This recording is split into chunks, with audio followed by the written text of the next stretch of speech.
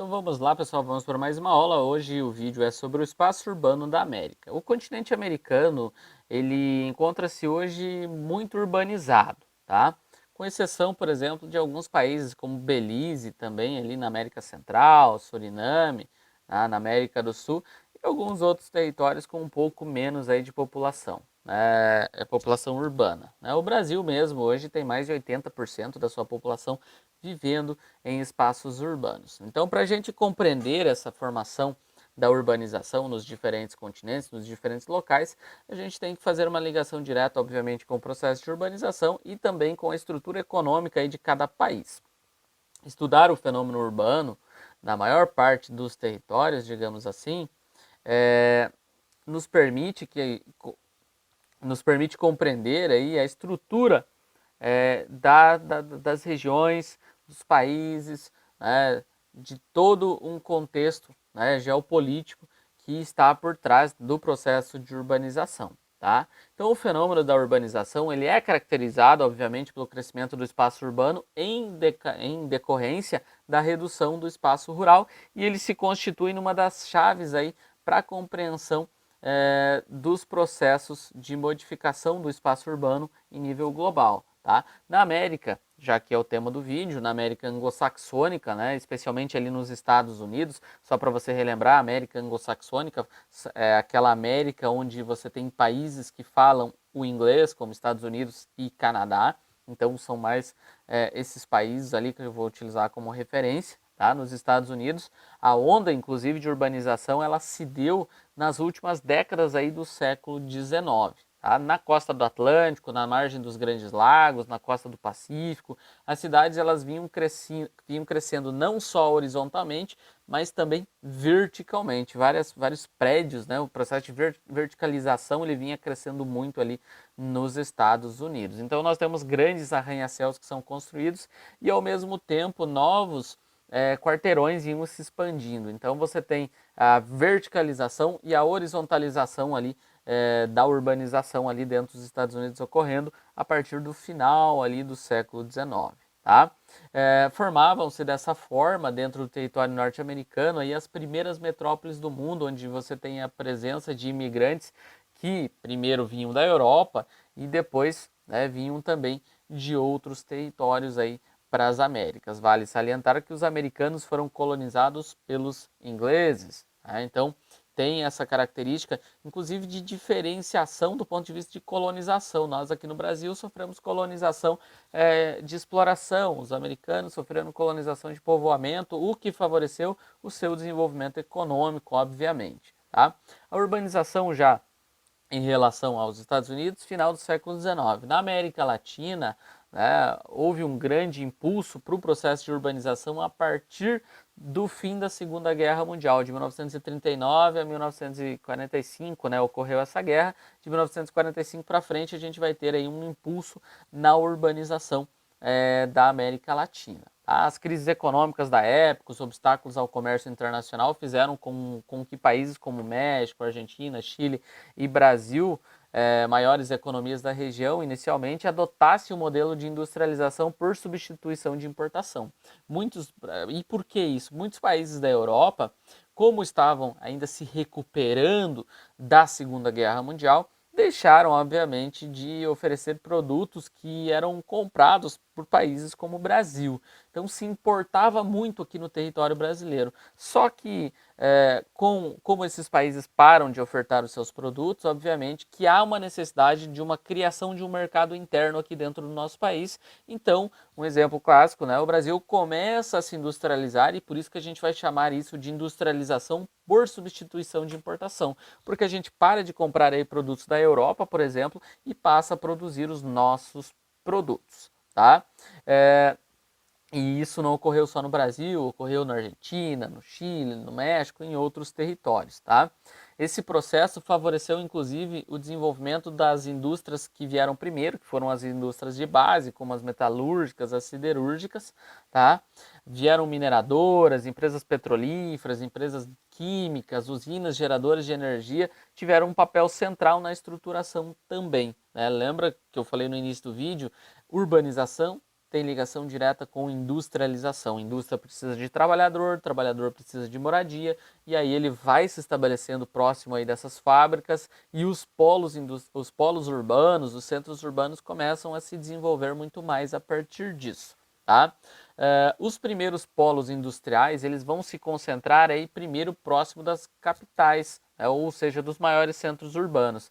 E esses polos industriais que se instalam justamente nessas cidades maiores atraem muitos migrantes, né, que vêm principalmente de pequenas e médias cidades para esses grandes centros urbanos, né, através do próprio processo de atração, né? A modernização no campo ela também é um fator de repulsa para essa população, acelerando o processo de êxodo rural. Tá? Em torno de São Paulo, Rio de Janeiro, Belo Horizonte, entre outras capitais do país, formaram-se algumas aglomerações industriais. Em muitos dos nossos países vizinhos, a urbanização ela cresceu muito rapidamente. Né?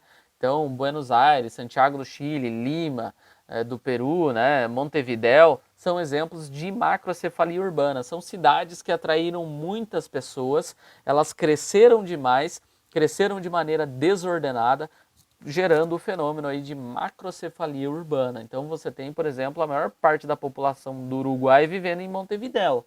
Né? Isso é macrocefalia urbana, quando uma cidade se desenvolve tanto que acaba tendo aí o maior, inclusive, número de habitantes aí do país dentro de um único centro urbano. De modo geral, o crescimento das cidades na América Latina ele ainda segue intenso, porém, nas últimas décadas aí do século XX, ele deu uma reduzida, obviamente. Né? Estima-se que as áreas urbanas correspondam a 2/3 aí do produto interno bruto da região aqui da América Latina. Né? E por quê? Porque elas concentram serviços e também a própria indústria. Então você tem na cidade o desenvolvimento dos dois principais setores hoje, que são indústria e comércio, né? A prestação de serviços. Né? Então, obviamente que o campo não perdeu a sua importância, mas em alguns territórios o campo já não tem tanta significância do ponto de vista econômico, né? Já que o setor terciário da economia, que está presente nos centros urbanos, que é o setor ligado à prestação de serviços, é o que mais engloba trabalhadores hoje. Tá? Por um lado, né, os avanços notórios aí, nesse processo de urbanização sejam muito visíveis, a gente também tem alguns problemas que são decorrentes dessa expansão urbana. Né? Nós temos o abastecimento de água tratada, né, hoje na América Latina chega a 90% aí das habitações. Só que no Brasil, por exemplo, a gente tem muitas favelas, a desigualdade social ela é muito evidente, o que faz com que esse número ele não seja um número exato, obviamente, e você tem aí boa parcela da população que vive nos centros urbanos que não tem acesso a condições básicas de saneamento, por exemplo. Tá? Cidades muito grandes também têm dificuldade com a questão da coleta do lixo, do próprio atendimento a serviços básicos como iluminação pública. Então, tudo isso, quanto maior é uma cidade tudo isso se torna mais trabalhoso para a própria administração pública. O aspecto mais grave, inclusive, da expansão urbana, principalmente na América Latina, que é composta de países com menor desenvolvimento, está diretamente ligado à segregação socioespacial. Tá? E aí você consegue ver as diferenças de maneira muito visível, né, nos centros urbanos. Você tem uma favela aqui e um condomínio de luxo aqui. Isso é segregação socioespacial. Quanto maior é o espaço urbano, maiores são as desigualdades também. Um exemplo clássico, São Paulo, isso é muito visível, Rio de Janeiro, isso é muito visível. Outros países aqui, vizinhos aí, o Paraguai mesmo, Argentina, todos apresentam, querendo ou não, desigualdades sociais. Nos Estados Unidos, apesar de ser uma grande nação de alto desenvolvimento, também vai apresentar aí desigualdade social. Tá? Então você tem aí uma diferença muito grande na qualidade de vida dessa população. Inclusive, hoje a população da periferia é a que é mais afetada, digamos assim, de maneira direta pela própria epidemia aí do Covid-19. Né? Os cidadãos aí da periferia são atingidos diretamente. Né? Por quê? Porque não tem as condições muitas vezes mínimas para poder se proteger. Enquanto o cara do condomínio lá pode ficar um em cada quarto, às vezes tem 6, 7 pessoas dentro de um único cômodo aí em uma favela. Como é que você vai pregar, por exemplo, distanciamento social para essa população? Então, quanto maior é o processo de urbanização, também maiores são os problemas decorrentes disso, e aí exige cada vez mais da administração pública uma qualidade e uma efetivação na prestação dos seus serviços. Tá? Então é importante pensar aí nisso. Em décadas recentes mesmo, com a criação de novas áreas, a industrialização em muitos países latino-americanos, ela passou aí por um processo de desconcentração industrial. Então hoje a indústria, muitas vezes, ela prefere ir para uma cidade pequena ou média do que ir para um grande centro urbano, porque no grande centro urbano, como São Paulo, por exemplo, você tem uma competição muito grande, você tem uma dificuldade de mão de obra, então essas indústrias acabam indo para cidades médias e pequenas, justamente por encontrarem uma mão de obra muitas vezes barata, encontrarem mais subsídios fornecidos pelos governantes para que essas indústrias se instalem do que elas encontrariam, por exemplo, num grande centro urbano. Isso a gente vai chamar aí de desconcentração industrial, desconcentração urbana, porque essa população ela também acaba não só a indústria se evadindo do grande centro urbano, mas também a própria população fugindo da violência e buscando uma qualidade de vida melhor muitas vezes, tá?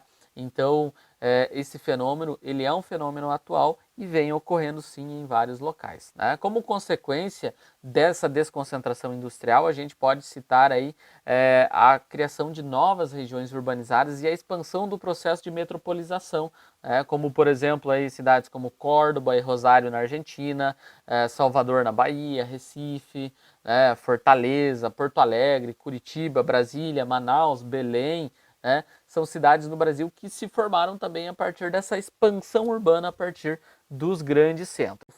E quando eu falo de desconcentração urbana, esse é um fenômeno que ocorre tanto na América do Norte, quanto na América Latina, quanto na América Central, tá? Esse é um fenômeno, obviamente, que ele vai ocorrer de acordo com as diferenças econômicas de cada território, mas é um fenômeno comum aí a qualquer território aí do globo, tá? Eu espero que você tenha compreendido. Por enquanto era isso. Valeu, falou!